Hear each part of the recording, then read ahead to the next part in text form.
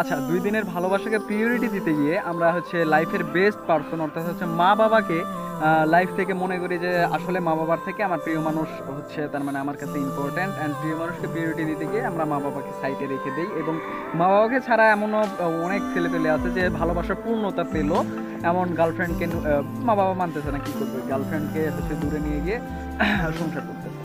তো এখন কথা হচ্ছে কি তার মানে ব্যাক টু দ্য স্টোরি। তো একটা স্টোরি শেয়ার করা যাক। কিছুদিন আগে একটা স্টোরি পড়লাম। সো স্টোরিটা কার লেখা এটা সঠিক জানি না, বাট স্টোরিটা আমার কাছে জটিল মনে হয়েছে। সো বিষয়টা হচ্ছে একজন ছেলে গ্র্যাজুয়েশন কমপ্লিট করার পরে তার বাবাকে জিজ্ঞেস করলো যে বাবা আসলে সফলতা কি এবং ফ্যামিলিকে ছাড়া কি আসলেই সফলতা অর্জন করা যায়? তার বাবা সরাসরি তাকে উত্তর না দিয়ে তার বাড়ির পিছনে তাকে নিয়ে গেল এবং নিয়ে যাওয়ার পরে তাকে বললো চলো বাবা আজকে আমরা ঘুড়ি উড়াবো। তো বাড়ির পিছনে তাকে নিয়ে যাওয়ার পরে ঘুড়ির লাটাই হাতে নিয়ে ঘুড়ি উড়াইতেছিল। ছেলে তো খুব মনোযোগ দিয়ে ঘুড়ি উড়ানো দেখতেছিল যে বাবা আসলে তার মানে এই প্রশ্নের উত্তরে কি উত্তর দিতে যাচ্ছে, কিছু উত্তর না দিয়ে প্র্যাকটিক্যালি দেখাচ্ছে। এই বিষয়টা ছেলের কাছেও একটু অবাক লাগতেছে। তো ছেলেটা খুব মনোযোগ দিয়ে ঘুড়ির দিকে তাকিয়ে আছে এবং ঘুড়ির লাটাই ছেড়ে দিতে দিতে সুতা এক পর্যায়ে চলে গেছে, মানে ওই সুতাটা তার মানে এক পর্যায়ে চলে গিয়ে দেখতেছে ঘুড়ি উঠতেছে, মানে ঘুড়ি উঠতেছে কিন্তু একটা সীমাবদ্ধতার মধ্যে, ওর উপরে আর উঠতে পারতেছে না। এখন বাবা ছেলেটিকে প্রশ্ন করলো ঘুড়ি কি এখান থেকে আরো উপরে উঠতে পারবে? ছেলেটি তখন প্রশ্নের উত্তরে বলল যে বাবা হচ্ছে সুতা তো শেষ, এখন ঘুড়ি কিভাবে আরো উপরে যাবে?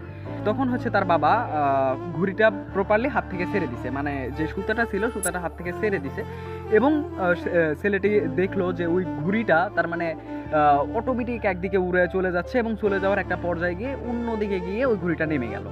তো তার বাবা তখন প্রশ্ন করলো ঘুড়িটা কি আর তুমি দেখতে পাচ্ছ, মানে তোমার নাগালের মধ্যে আছে? তুমি কি আর আগে যেহেতু ঘুড়িটা ধরে রাখছিলাম সেক্ষেত্রে ঘুড়িটার আমার কাছে ছিল, দেন এখন তো ঘুড়িটা ছেড়ে দিছি, এখন চলে গেছে, তো এখন কি তুমি ঘুড়িটা দেখতে পাচ্ছ?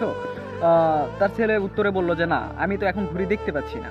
বললো ঠিক তেমনই বাবা মা যতক্ষণ এই ঘুড়ির মতো নাটাই হাতে আছে বাবা মার, বাবা মা তোমাকে ধরে রাখছে, তুমি মনে করতেছো দুনিয়ার সব কিছু ঠিক।